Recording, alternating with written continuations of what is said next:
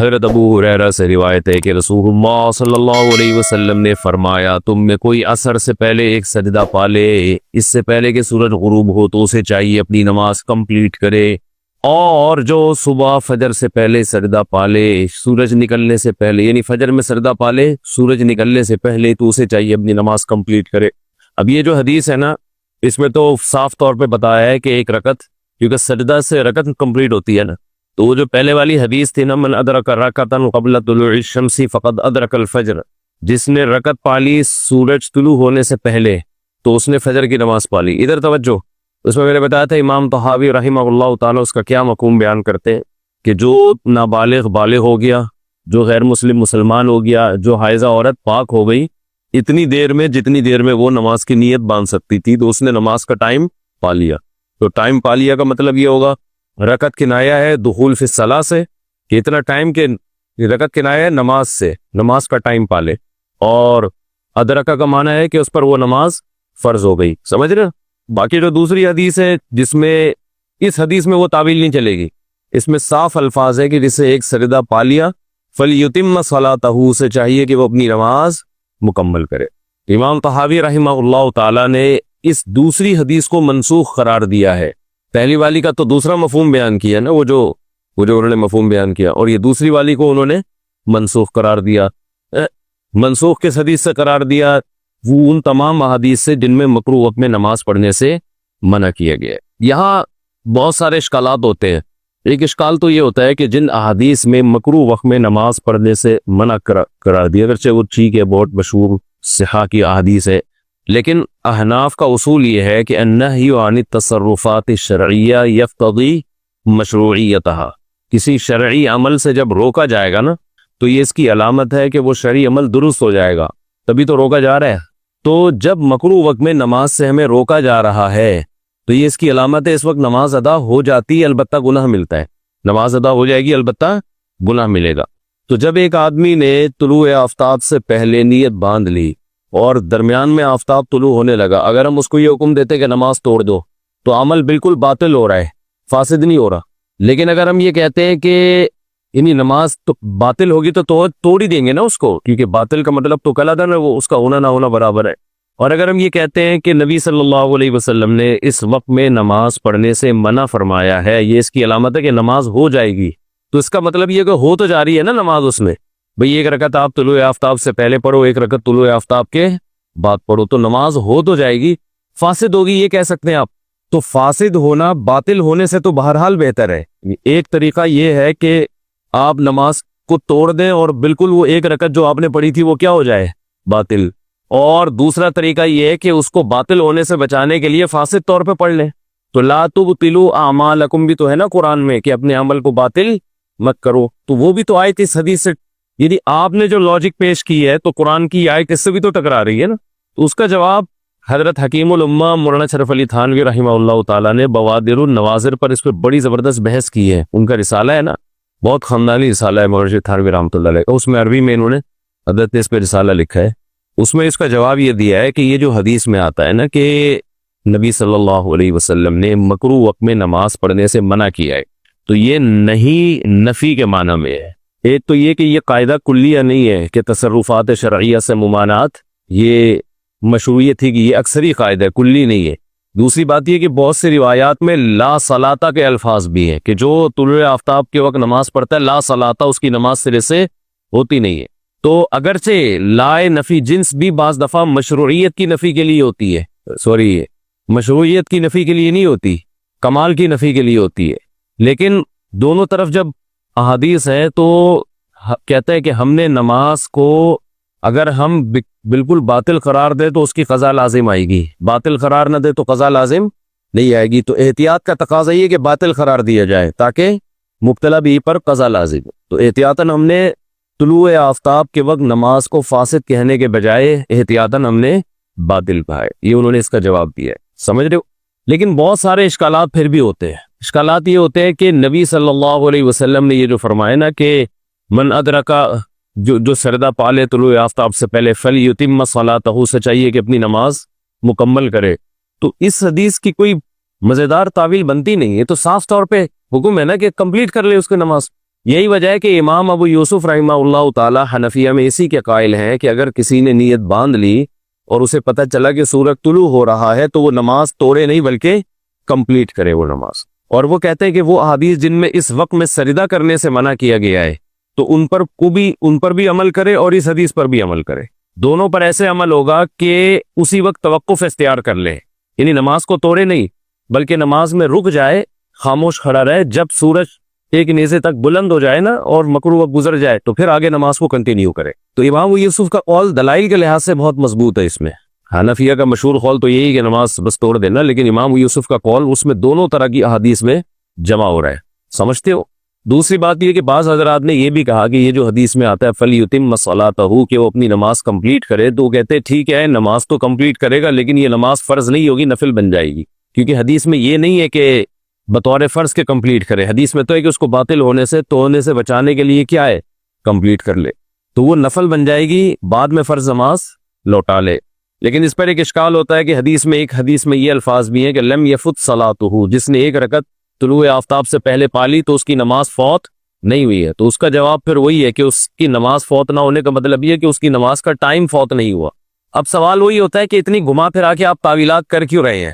گھما پھرا کے تعویلات اس لیے کر رہے ہیں کہ ایک حدیث تو یہ ہے جس میں نہیں طلوع آفتاب کے وقت نماز سے منع کیا گیا ہے، لیکن حقیقت یہ ہے کہ اس کا بھی امام شافعی نے بڑا خاندانی جواب دیا ہے کہ بھئی حدیث میں طلوع آفتاب کے وقت سے نماز سے روکا گیا ہے، تو وہ کہتے ہیں ہم یہ تھوڑی کہتے ہیں کہ فجر میں اتنی تاخیر کرو کہ طلوع آفتاب کے وقت آپ نماز پڑھو، اس سے پہلے ایک رکعت پڑھو. یہ تو حدیث میں اتفاق سے کبھی ایسا ہو جائے.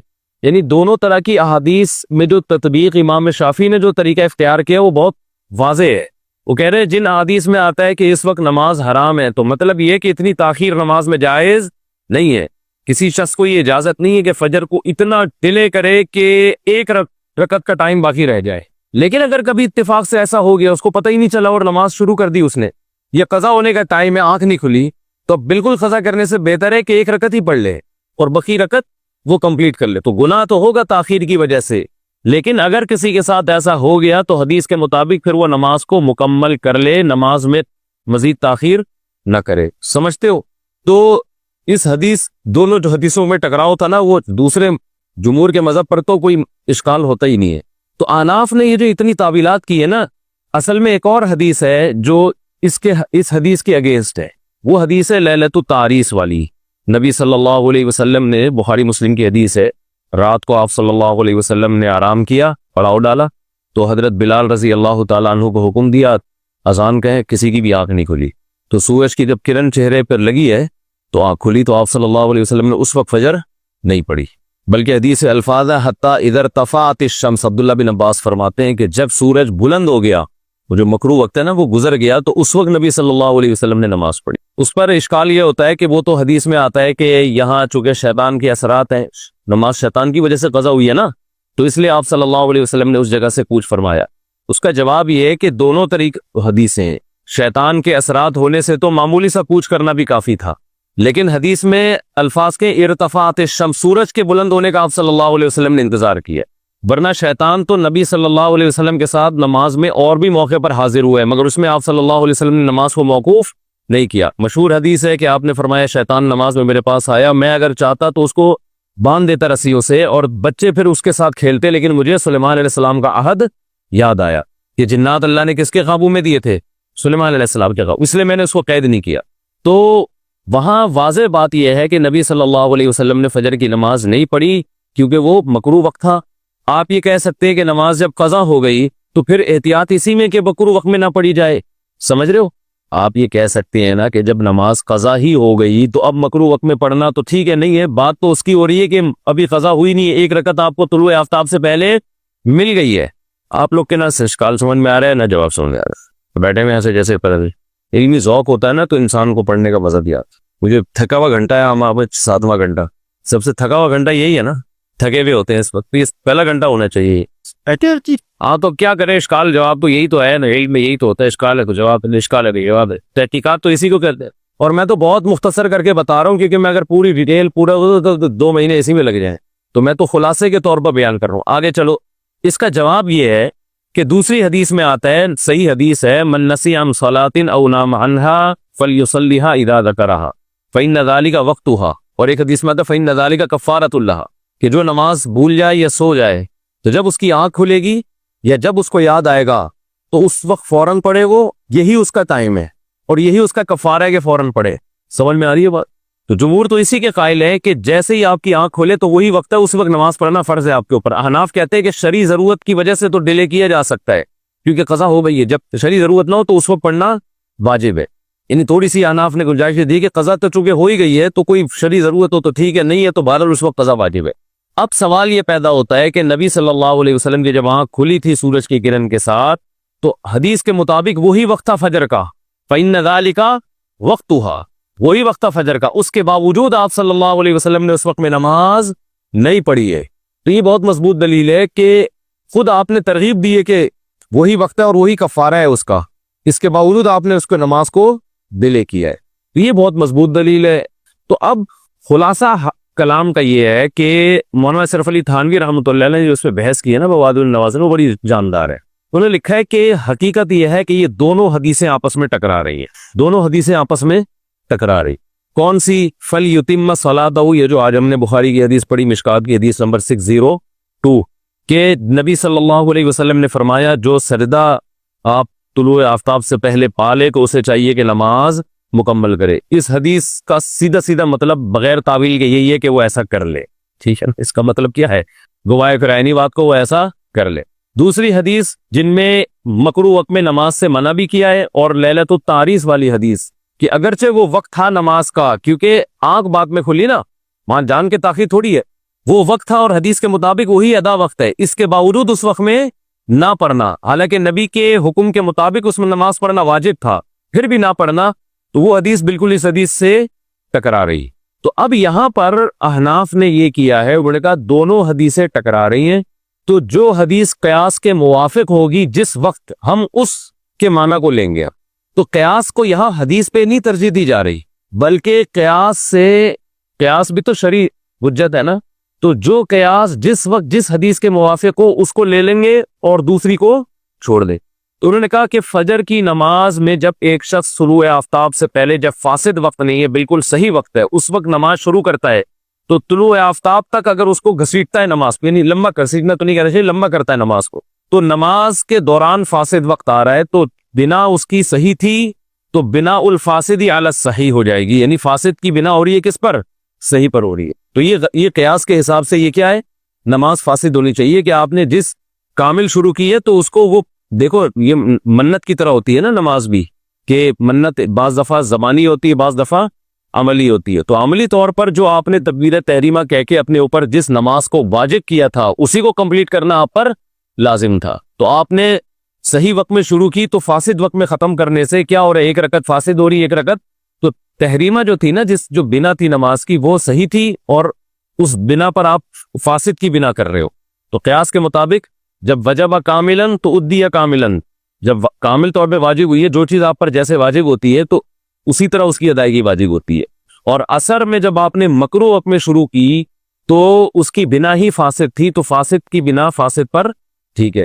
تو احناف نے یہاں کیا کیا ہے؟ احناف نے کہا کہ عصر کی نماز میں ہم اس حدیث پر عمل کریں گے، فَلْيُتِمَّ صَلَاتَهُ، کہ جو شخص جو ہے ایک رکعت طلوع غروب آفتاب سے پہلے پالے اسے چاہیے کہ اپنی نماز مکمل کرے۔ تو عصر میں ہم نے اس حدیث کو لیا اور فجر میں ہم نے وہ والی حدیث کو لیا۔ یہاں اہل حدیث حضرات یہ اعتراض کرتے ہیں کہ آپ لوگ قیاس کو لے رہے ہو، حدیثوں کو چھوڑ رہے ہو۔ تو ہم کہتے ہیں ہم حدیث کو نہیں چھوڑ رہے، ہم قیاس کی بیس پر ایک حدیث کا حکم لے رہے، یعنی قیاس وجہ ترجیح ہے، یہ دونوں حدیثیں آپس میں ٹکرا رہی ہیں۔ تو جو حدیث قیاس کی بیس پر ہم نے عصر کی نماز میں یہ والی حدیث لی اور قیاس کی بیس پہ عصر کی نماز میں ہم نے اس حدیث کو ترجیح دی۔ تو یہ حناف کے مذہب کا خلاصہ ہے۔ ہاں یہ ضرور ہے کہ اس بارے میں چونکہ بہرحال جمہور کے دلائل ظاہری لحاظ سے بہت مضبوط ہے، بہت زیادہ آپ گہرائی میں جاؤ گے تو ایک الگ بات، اس لیے خود حنفیہ ہی میں ہمارے بعض فقہا نے اس میں شافعی مذہب پہ فتویٰ دیا ہے۔ یہی وجہ ہے کہ علامہ رشید احمد گنگوہی رحمۃ اللہ علیہ نے بھی شافعی مذہب پہ فتویٰ دیا ہے، سمجھ رہے ہو؟ علامہ شبیر احمد عثمانی نے بھی شافعی مذہب پہ فتویٰ دیا ہے کہ اگر کوئی شخص ایک رکعت، یعنی اس پر تو سب کا اتفاق ہے کہ فجر میں اور عصر میں اتنی تاخیر جائز نہیں ہے، یہ تو امام شافعی بھی اس کے قائل ہے نا کہ آپ فجر اتنی دیر کر دیں کہ آپ طلوع آفتاب سے پہلے پہلے آپ نماز ہی کمپلیٹ نہیں کریں. لازم ہے آپ پر کہ آپ نے طلوع آفتاب سے پہلے سلام پھیرنا ہے. تو یہ جب ہے جب اتفاق سے ایسا ہو جائے تو پھر کیا کریں؟ تو علامہ شبیر احمد عثمانی فتح الملہم میں اور الکوکب الدری میں علامہ رشید گوہی کا فتویٰ یہی ہے، اور حضرت مفتی تقی عثمانی صاحب کا رجحان بھی بین ہے. وہ کہتے ہیں ٹھیک ہے فقہ حنفی یہ، لیکن اگر کوئی اس بارے میں فقہ حنفی کی رائے پر عمل نہیں کرتا تو دوسری طرف بھی بہت مضبوط دلائل ہے، وہ قابل ملامت حنفی ہو کے بھی اگر وہ اس پہ فقہ حنفی پر عمل نہیں کرتا تو وہ قابل ملامت نہیں ہے. سمجھتے ہوں گے نہیں سمجھتے تو وہ اسی رائے پر عمل کر لے تو بھی ٹھیک ہے. اور علاوہ رشویں گنگوئی نے تو بہت اس پہ سخت وہ کیا ہے، لیکن مولانا تھانوی رحمۃ اللہ علیہ کی رائے وہی ہے جو عام حناف کی رائے ہے. مفتی رشید احمد صاحب رحمۃ اللہ علیہ نے یہ لکھا ہے کہ اس میں حناف کے دلائل کمزور ہیں، لیکن مقلد پر لازم ہے کہ وہ ابو حنیفہ کی رائے کو اس لیے فالو کرے کہ سارے دلائل ہم تک پہنچے نہیں ہیں. دوسری بات ہے کہ مجتہد جس نظر سے سوچتا ہے وہ ضروری نہیں کہ وہ دوسرا مجتہد اسی نظر سے سوچتا ہو. تو امام حنیفہ کی نے کس بیس پر فتویٰ دیا، ان کی کیا، وہ پوری بات ہم تک پہنچی نہیں ہے. بہت ساری باتیں ایسی ہیں نا، بہت ساری کتابیں ضائع ہو گئیں، بہت سارے حدیث کی کتابیں ایسی ہیں جو مخطوطات ہیں، ابھی چھپی نہیں ہیں. یہ مصنف ابن ابی شیبہ تو بہت بعد میں چھپی ہے، پتہ ہے آپ کو یہ بات؟ حالانکہ اس میں بہت سارے حناف کے مستدل ہیں جو بعد میں سامنے آئے. تو بہت ساری کتابیں جو تاتاریوں کا حملہ ہوا تھا بغداد میں، بہت سارا احناف کا علمی سرمایہ باز آیا ہوا ہے. تو اس کا بھی بہت زیادہ امکان ہے کہ بہت ساری روایات اس طرح سے ضائع ہوئی ہیں. تو عین ممکن ہے امام حنیفہ، یعنی حضرت کا موقف میں پیش کر رہا ہوں کہ حضرت کی رائے یہ تھی کہ امام حنیفہ رحمہ اللہ تعالیٰ نے ان احادیث کے ہوتے ہوئے بھی فتویٰ اسی پر دیا ہے کہ جبکہ یہ حدیث ان کو معلوم بھی تھی، یا تو نا مجتہد کو معلوم نہ ہو، پھر بھی مجتہد کی بصیرت یہ کہہ رہی ہے کہ نہیں یہ جائز نہیں ہے، تو امام صاحب کوئی چھوٹے آدمی نہیں تھے، اور پھر صاحبین بھی اس میں ان پر متفق ہیں. تو حضرت کی رائے یہی ہے کہ ایک اپنی جہالت کا اعتراف کیا جائے، بھائی ہمیں اس کا جواب معلوم نہیں ہے، وہ زیادہ پڑھے لکھے تھے. لیکن بہرحال دوسری طرف بھی نا کہ اتنی واضح اور صحیح روایت ہے، تو یہ نظریہ کا اختلاف ہوتا ہے. کسی کا مقصد بھی اس میں اندھی تقلید نہیں ہے، کسی کا مقصد بھی اس میں نبی کی بات کو چھوڑنا نہیں ہے، نبی ہی کی بات کو فالو کرنا ہے. اگر کوئی حدیث کے مقابلے میں امام حنیفہ کی بات کو لے رہا ہے تو یہ مطلب اس کا نہیں ہوتا کہ میں حدیث کو چھوڑ رہا ہوں، مطلب یہ ہوتا ہے کہ بھائی حدیث مجھ سے زیادہ کون سمجھتا تھا؟ ابو حنیفہ سمجھتے تھے. تو وہ حدیث، یہ جو بدگمانیاں آ کر معاشرے میں آ گئی ہیں نا کہ میں یہ حدیث کو جانتا ہوں باقی کوئی نہیں جانتا، یہ طریقہ غلط ہے.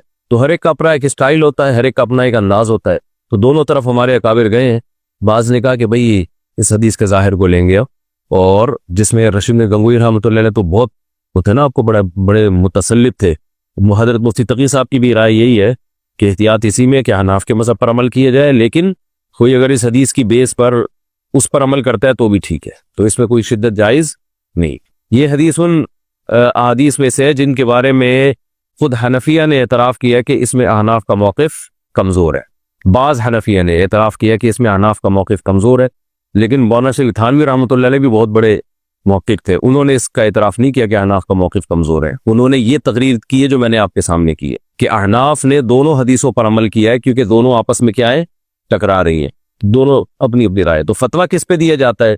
خلاصہ یہ نکلا کہ فتویٰ کس پہ دیا جائے گا. تو ہمارے ہی مدارس میں اکثر تو فتویٰ فقہ حنفی پہ ہی دے رہے ہیں، اور بعض جگہوں پر اس کے اگینسٹ بھی فتویٰ دیا جاتا ہے. دارالعلوم کرنگی میں اس کی گنجائش دی ہے، دارالعلوم کرنگی کے فتوے میں، کہ کوئی اس پر بھی عمل کرے. ٹھیک ہے، جامع رشید سے بھی فتویٰ شائع ہوا، وہ 2 مفتیوں کے دستخط ہوئے تھے، باقیوں کا اتفاق ابھی نہیں ہوا، وہ چل رہا ہے.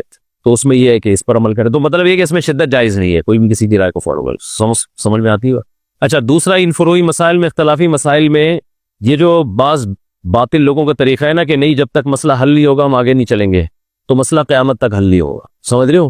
جو مسئلہ بڑے بڑے علاموں سے حل نہیں ہوا وہ آپ سے کہاں حل ہوگا. تو اس میں یہی ہے کہ بھائی جس کو جو سمجھ میں آ رہا ہے کرے اور پتلی گلی سے نکلے.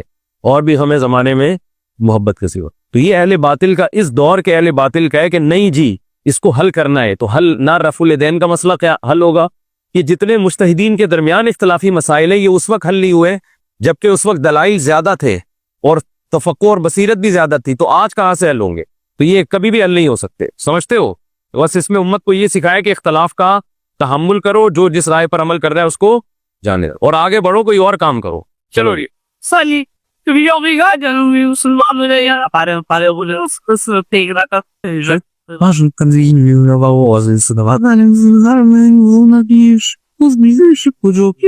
نہیں، قدرت ممکنہ کی ضرورت نہیں ہے نماز کے لیے. ہاں، قدرت ممکنہ تو اسی کو کہتے ہیں نا، قدرت میسرہ کی ضرورت نہیں ہے. زکوٰۃ کے لیے قدرت میسرہ ضروری ہے، نماز کے لیے ممکنہ کا مطلب امکان. وہ تو بہت توہم بھی ہو وہ تو حسامی میں پوری ڈیٹیل آپ پڑھ لینا. کبھی کہ میں کوری کی برکت کی بات سے بس نماز کی ابتدا نہیں ہوئی لیکن واجب تو ہو گئی تھی نا. تو یہاں بھی تو واجب ہو گئی تھی نا اس پر, جب صحیح وقت ہے واجب ہو گئی تھی. تو جب واجب ہو گئی تھی تو اس کو مکروہ وقت میں کمپلیٹ کرنا اگر واجب ہوتا تو مکروہ وقت میں شروع کرنا بھی واجب ہوتا, کیونکہ نبی پر بھی نماز واجب ہو گئی تھی نبی کی حدیث کے مطابق. تو آپ نے مکروہ وقت میں کیوں شروع نہیں کی اس کو, سمجھ رہے ہیں؟ تو یہ تو اور احناف کی تائید ہوتی ہے نا کہ ابتدا صحیح وقت میں ہوئی اور آپ اس کو مکروہ وقت میں کیوں مکمل کر رہے ہو. وہاں تو بطریق اولا اجازت ہونی چاہیے تھی, کیونکہ ابھی مکروہ وقت میں ہی ابتدا ہوتی, مکروہ وقت میں ہی ختم ہوتی. تو واجب ہونے کے باوجود آپ نے مکروہ وقت میں نہیں پڑھی ہے, سمجھتے ہو بھائی؟ تعارض اس طور پر ہو رہا ہے کہ مکروہ وقت میں جبکہ نماز آپ پر لازم تھی, اس کے باوجود آپ نے, کیونکہ حدیث کے مطابق وہی اس کا وقت ہے جب آنکھ کھل جائے. تو لیلت تعریس میں جب نبی کی آنکھ کھلی صلی اللہ علیہ وسلم تو وہ وقت تھا, وہ واجب وقت تھا. اس سے مزید ڈیلے کرنے میں نماز قضا ہو رہی تھی, مگر آپ نے قضا ہونے دی مگر مکروہ وقت میں نہیں پڑھی آپ نے, سمجھتے ہو؟ یہ بہت مضبوط دلیل ہے. چلیں, لیکن بہرحال دونوں طرف دلائل ہیں. چلو جی, یہ جو ہم پڑھتے ہیں نا حناف کی یہ دلیل ہے اور فلانے کی یہ دلیل ہے اور فلانے کی یہ ترجیح ہے, یہ صرف مجتہدین کی اس کے ایک لاجک بیان کرنے کے لیے کہ ان کی نظر میں کیا کیا دلائل تھے. باقی یہ بحثیں ساری کمپلیٹ ہو چکی ہیں, تبھی مذاہب بن چکے ہیں. جو فقہ شافعی کو فالو کر رہا ہے وہ بھی ٹھیک ہے, فقہ حنفی کو فالو کر رہا ہے وہ بھی ٹھیک ہے. سب نے اپنے اپنے طور پر جو جس کو سمجھ میں آیا اس نے اس پر عمل کیا ہے اور فقہ مدون ہو گیا. ہم اہل حدیث حضرات سے کہتے ہیں مزید امت کو دلائل کے نام پہ آپ الجھاؤ نے. مدرسوں میں تو اس لیے دلائل پڑھے جاتے ہیں طلبہ کو مجتہدین کا پتہ تو چلے نا کون کس دلیل سے سوچتا تھا. یہ اس لیے نہیں پڑھایا جاتا کہ اب آپ خود مجتہد بن کے نئی تحقیق لے کر آئیں مارکیٹ میں. تحقیق وہی ہے جو ہو چکی ہے, اسی پہ فتویٰ دینا پڑے گا. یہ تو صرف تاکہ دین محفوظ رہے اور آپ کو مستدلات ان کے معلوم ہو کہ مجتہدین کی کیا کیا نظر تھی اور کس کس طرح سے وہ سوچتے تھے. تو اس میں کرنا کچھ نہیں ہے, کرنا یہی ہے کہ فقہ بھی مدون ہو چکا, فتویٰ بھی, مفتہ بھی, قول بھی ہر مذہب میں مدون ہو چکے ہیں, وہ فتویٰ اسی پہ دینا ہے. سمجھتے ہو؟ اب یہ نہیں کہ ان کی تحقیق ہے تو ایک نیا فتویٰ نکال دیا, ان کی تحقیق ہے تو نیا فتویٰ نکال دیا. ہاں, احناف میں ہی محققین میں ہی اختلاف ہو جائے یا شوافع کے ہی محققین میں آپس میں اختلاف ہو جائے تو پھر ان کے دونوں قول ہوتے ہیں. پھر وہ ایک مشہور بات ہے کہ احوط یہ ہے, ایسر یہ ہے. فقہ کی اصطلاح ہے نا, اس میں احتیاط ہے اور یہ کیا ہے آسان. احتیاط پر عمل کرنا ہے تو اس قول پہ کر لو, آسانی پر عمل کرنا ہے تو اس قول پہ عمل کر لو. چلیں جی.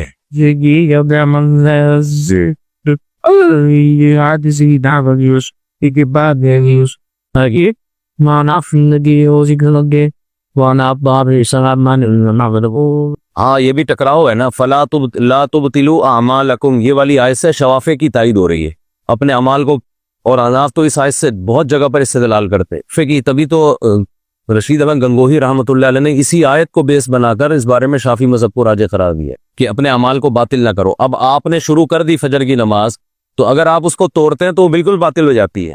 تو اسی وجہ سے خود احناف نے امام یوسف اس کے قائل ہے کہ باطل نہیں کرو.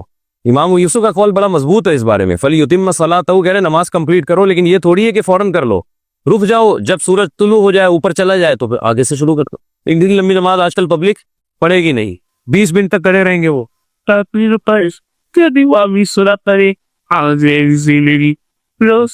ہاں, اقامت صلاۃ کا تو مطلب یہی ہے کہ کراہت والے وقت میں نہ ہو. دونوں طرف دلائل ہیں, چلے. لیکن سب سے سری دلیل جو ہے نا جمہور کی, وہ یہ بخاری کی حدیث ہے کہ جو ایک رکعت پالے طلوع آفتاب سے پہلے, سجدہ پالے, تو فلیتم صلاۃہ, کیونکہ صلاۃہ میں وہ والی تعویل بھی کہ ہم اس کو نفل فرض کر لیں, تو صلاۃہ کا معنی وہ والی نماز متبادر یہ کہ جو اسے شروع کی ہے, شروع فرض کی ہے, تو نوافل کیسے مان لو گے آپ اس سمجھتا نہیں ہے نا بات کو, جب نہیں پڑے گا رات کو تو کیسے سمجھے گا آپ. چلیں